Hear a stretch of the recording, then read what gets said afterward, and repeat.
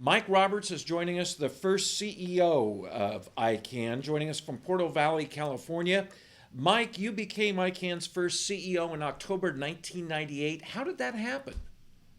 During the summer of 1998, the Department of Commerce, using some policy papers, worked with the private sector to organize the actual structure and the principles and the articles of incorporation of the company. The assumption was that John Postel, who had been the IANA under research support from DARPA, would become the chief executive. His sudden death threw a monkey wrench into all of the plans. And I was approached, since I had finished starting up the Internet 2 organization the year before, to see if I would serve as the interim CEO until a permanent chief executive could be recruited. You say you were hired to become the interim CEO, but it didn't prove to be so interim, did it?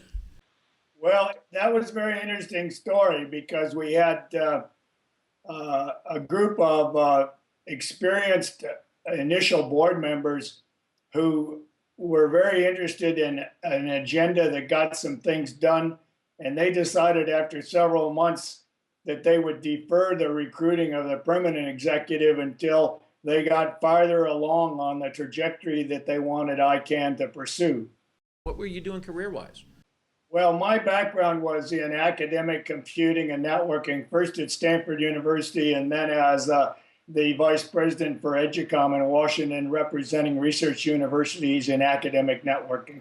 I had retired from that job, and I was then asked to start up Internet 2, which was an advanced network for research universities. And then I did that. And then I happened to be interested in helping launch ICANN, but I had no inkling that this would turn into a CEO job. Tell me what those first few months were like. One of the interesting aspects of what the initial board had to do was to calm down a lot of unhappy people.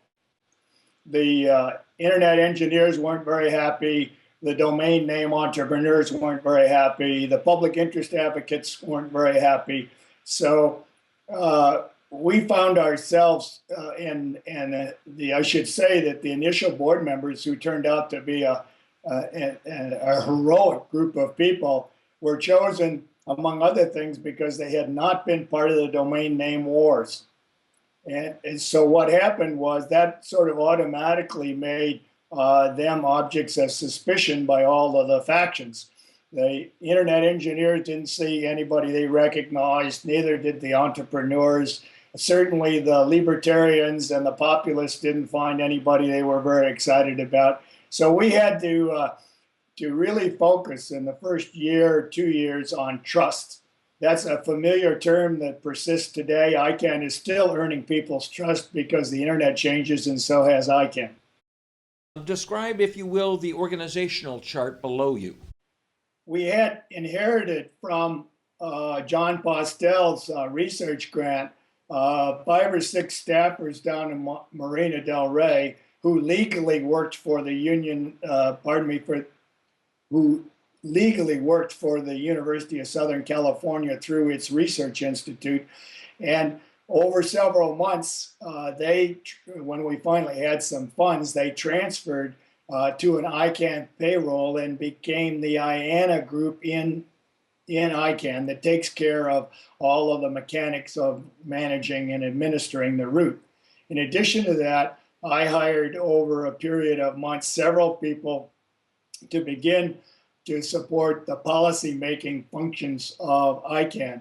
We had excellent, outstanding legal support from Jones Day in that.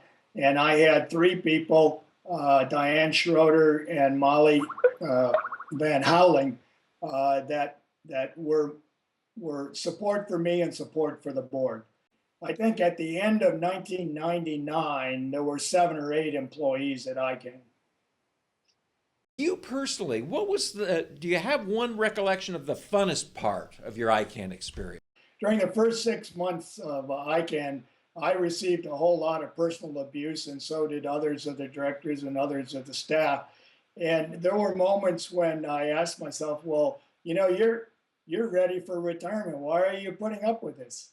And there was, I think, a sense that we had to see it through.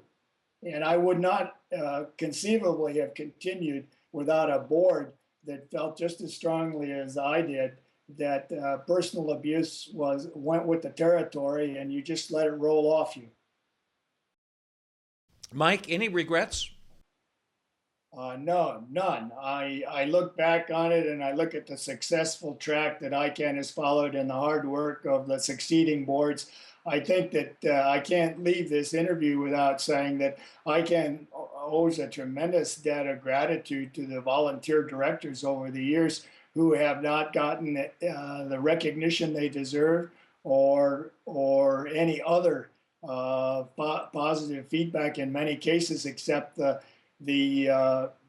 memory that they worked hard and contribute to the organization's continuing success. Mike Roberts, ICANN's first CEO. Mike, thank you so much for taking the time to talk to us and giving us some insights into ICANN's early days. We appreciate it. Well, thank you. I enjoyed the conversation.